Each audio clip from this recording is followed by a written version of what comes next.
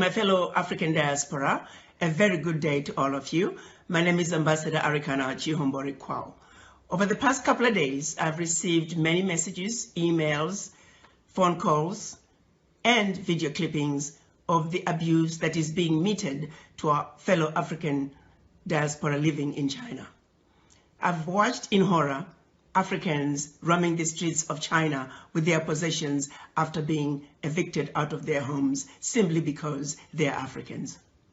I've watched in horror Africans roaming the streets with their suitcases and at times with nothing at all, roaming the streets after being thrown out of their hotel rooms simply because they're Africans. I have watched in horror women carrying babies roaming the streets of China with nowhere to go after being thrown out of their homes simply because they are Africans. I've heard many stories of Africans who are married to Chinese being separated from their husbands or wives simply because they were Africans. I've heard stories about Africans being forced to take COVID-19 tests simply because they are Africans. In many cases, these individuals did not meet criteria for testing, or they had been quarantined for the specified time period as mandated by the anti-pandemic laws of China. Not once have I heard any complaints of any African disobeying the anti-pandemic laws of China. Why is it then that Africans are being singled out and mistreated? This situation is not acceptable. It is wrong, and it will not be tolerated. To President Xi, I say, while you have enjoyed good relationships with all the African leaders, it is precisely because of that that you should do the right thing. You are sitting in the big boy's chair, and we are asking you to make the big boy decisions. We are counting on you to make sure that the Africans that are roaming the streets and have been evicted from their homes be allowed to go back home. We're also asking you to make sure the Africans who are roaming the streets because they have been thrown out of their hotel rooms be allowed to go back to their hotel rooms.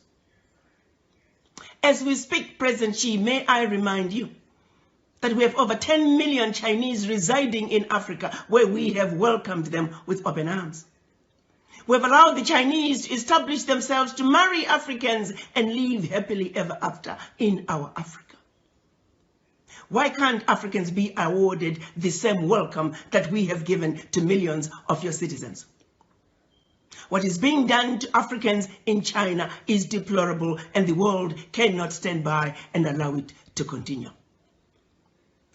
While we understand that the majority of the Chinese are good people, they're good citizens in China as well as in Africa. However, sadly, among them, there are a few bad apples. A few bad apples that have chosen to give China a bad name. A few bad apples that are making China look bad in the eyes of the Africans. This is a situation that cannot be allowed to continue. President Xi, you are a good man. And we would like the relationship between China and the African governments to continue unabated.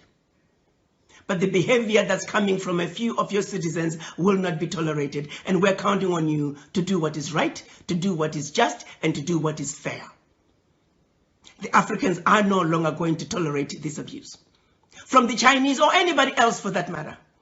The African youth are enraged. We're asking, when is enough going to be enough? President Xi, the power is in your hands. We value, as Africans, our relationship with China. Please do not allow a few bad apples within your citizens to ruin what is otherwise a wonderful relationship between China and the African countries. As a united citizens, as a united African citizens in the diaspora, we are asking you, President Xi, to do what is right, to do what is just, and to do what is fair.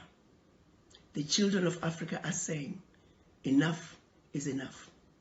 The abuse of Africans at home and abroad, be it in China or on the continent, has got to stop. You may not be aware of some of these abuses, but as a united African citizenry in the diaspora, we hope you will receive our message in the spirit with which it is being delivered to you. You are a good man, President Xi. We trust you will do the right thing. I thank you.